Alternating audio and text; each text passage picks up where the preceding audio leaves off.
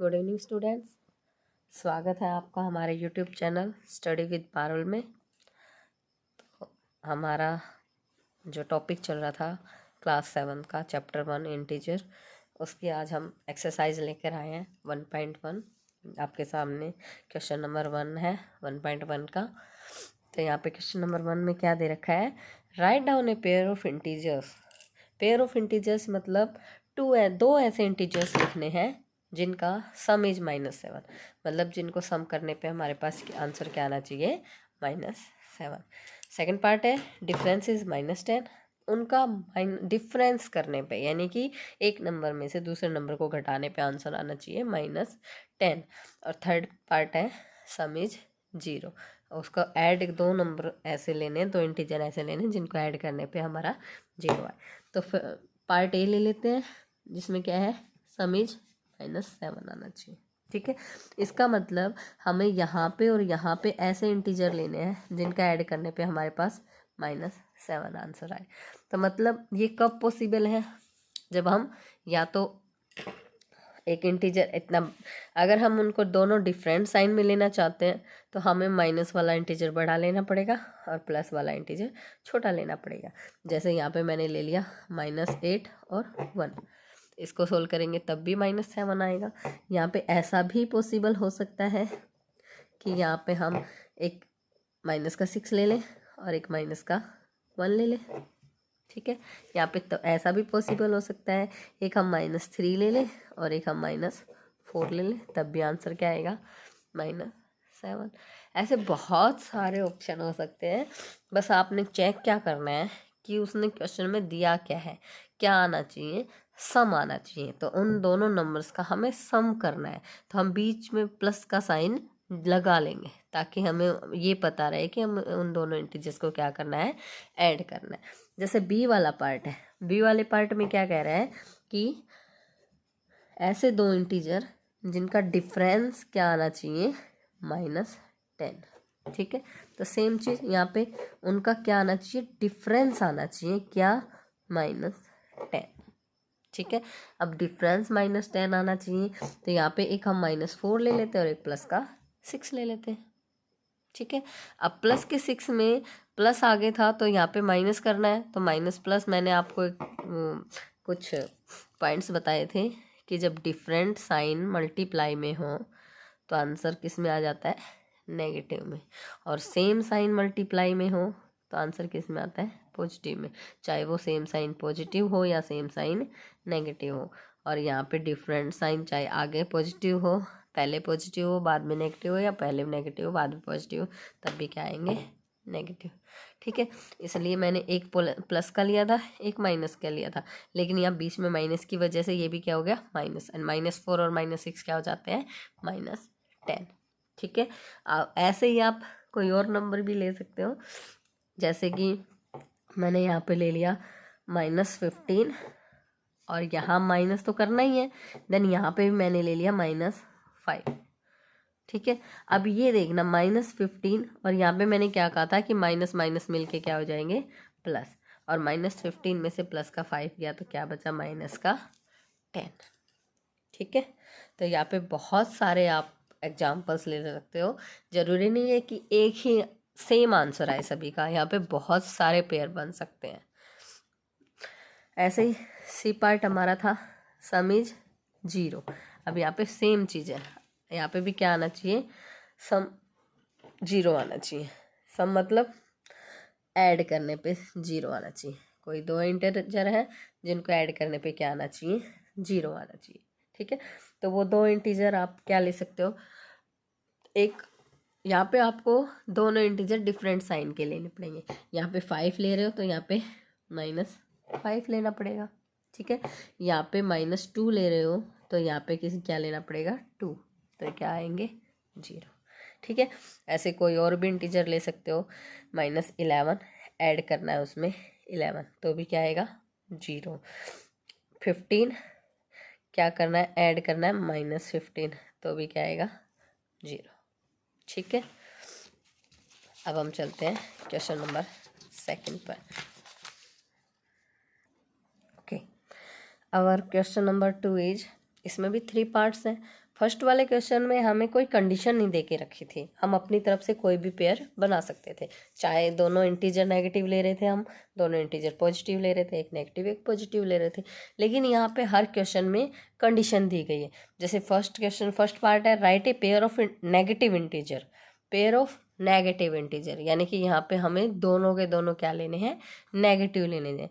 Whose difference gives 8, मतलब यहाँ पे हमें दे रखा है कि हमें दोनों क्या लेने हैं, दोनों इंटीजर क्या लेने हैं, नेगेटिव लेने हैं, और उनका क्या करना है, डिफरेंस करना है, और वो डिफरेंस क्या आना चाहिए, हमारा पॉजिटिव 8। अब हमें यहाँ पे क्या दिख रहा है कि ये पॉजिटिव बन सकता है, तो ये पॉजिटिव बन सकता है और आंसर क्या आना चाहिए 8। तो हमें पता है कि ये वाला नंबर मुझे बड़ा लेना पड़ेगा, ठीक है।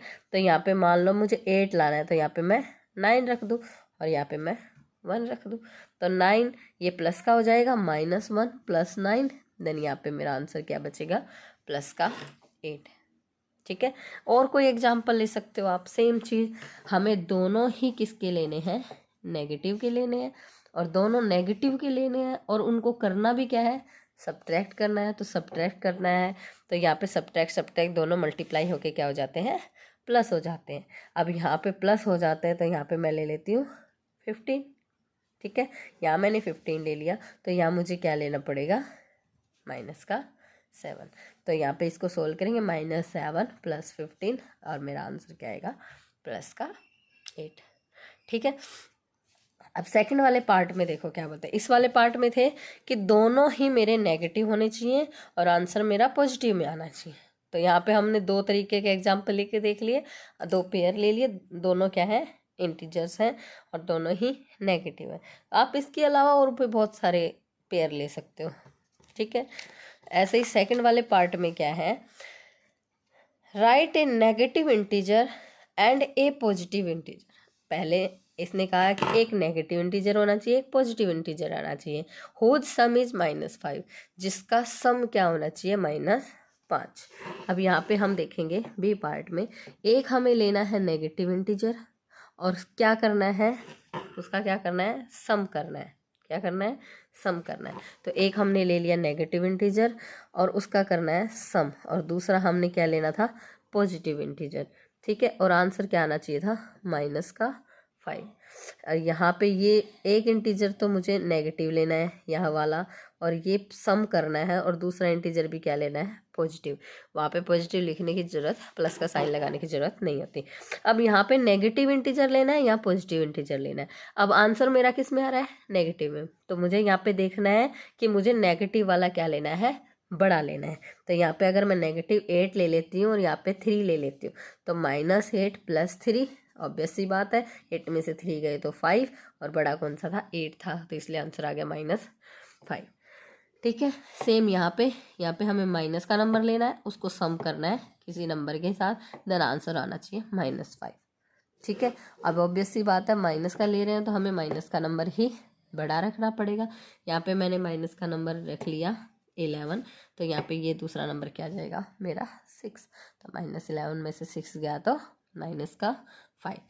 ऐसे ही सी वाला पार्ट जो मेरा था वो क्या था, कि right A negative integer and A positive integer. Same ऊपर वाली कंडीशन है, बी वाले पार्ट वाली कंडीशन है, और यहाँ पे क्या कह रहा है कि हुज डिफरेंस इज -3।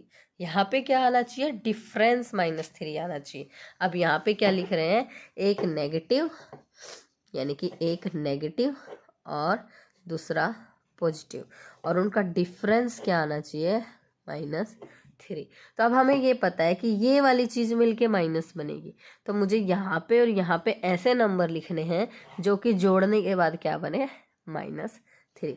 आप यहाँ पे माइनस का 1 ले लो और यहाँ पे -ऑफ प्लस का 2 ले लो, तो यहाँ पे -1 और -2 क्या बन जाएंगे, -3, ठीक है। ऐसे आप ले सकते हो।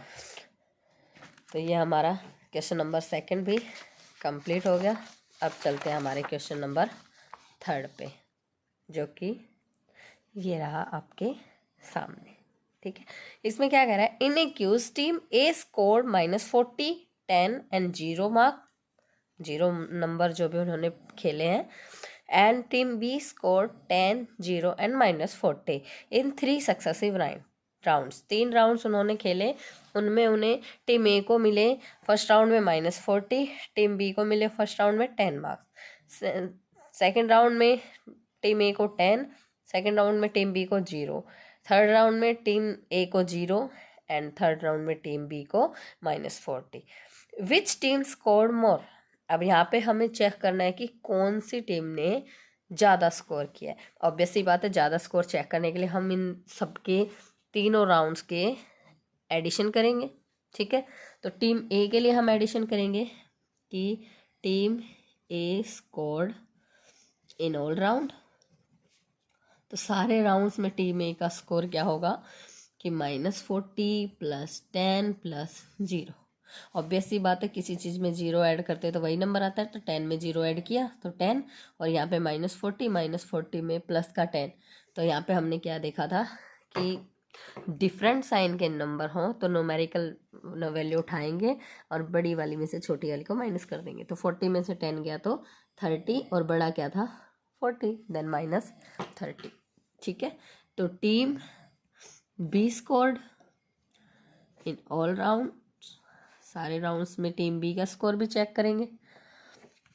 टीम बी का स्कोर क्या था हमारे पास 10, 0 और -40।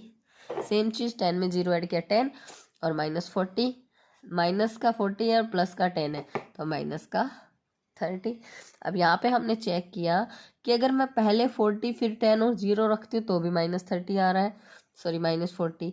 देन सेकंड में 10, 0 और -40 रखती हूँ तो भी क्या आ रहा है -30। तो ये कह रहा है कि क्या हम कह सकते हैं, can we share that we can add integers in any order? तो क्या हम कह सकते हैं कि हम इंटीजर्स को किसी भी ऑर्डर में ऐड करें, आंसर हमारा सेम आएगा? तो क्या यस वी कैन से, हम ऐसा कह सकते हैं कि हम इन इंटीजर्स को किसी भी ऑर्डर में ऐड करें तो हमारा आंसर सेम आएगा। ठीक है, नाउ हमारा क्वेश्चन नंबर 4 जो कि ये रहा आपके सामने। Filling the blanks to make the following statement true. अब हमें जहाँ जहाँ पे फिलिंग द ब्लैंक्स दिख रहे हैं, हमें वहाँ पे जो भी हमने प्रॉपर्टी पढ़ी थी पिछले वाले वीडियो में, उनके अनुसार हम इसका आंसर देंगे। जैसे यहाँ पे हमने एक प्रॉपर्टी पढ़ी थी, कौन सी? Commutative property for addition. तो यहाँ पे हम देख रहे हैं कि अगर ए में हम बी ऐड कर रहे हैं तो यहाँ पे बी में क्या ऐड करेंगे, ए इक्वल आएगा तभी आएगा। तो ए हमारा -5, बी हमारा -8, तो यहाँ पे बी हमारा -8 तो क्या रह गया ए, जो कि हमारा क्या है -5। अब हमने एक प्रॉपर्टी पढ़ी थी एडिटिव आइडेंटिटी। अब -53 में क्या ऐड करूँ कि मेरा -53 आए, 0। और सेम चीज़ एडिटिव इनवर्स में पढ़ा था हमने कि 17 में क्या ऐड करूँ कि मेरा 0 आ जाए, देन इन -17। फिर हमने एसोसिएटिव प्रॉपर्टी पढ़ी थी एडिशन के लिए, उसमें था कि a + b + c इक्वल होता है a + b + c के। तो यहाँ पे c क्या है हमारा -7, तो यहाँ पे हमारा आ जाएगा c -7। सेम यहाँ पे है, तो यहाँ पे हमारा c कितना था -3, यहाँ पे कितना आ जाएगा -3। थैंक यू स्टूडेंट्स, आज के लिए इतना ही। एक्सरसाइज 1.1 हमारी कंप्लीट होती है। कल के वीडियो में हम एक्सरसाइज 1.2 के बारे में पढ़ेंगे। Thank you, bye bye.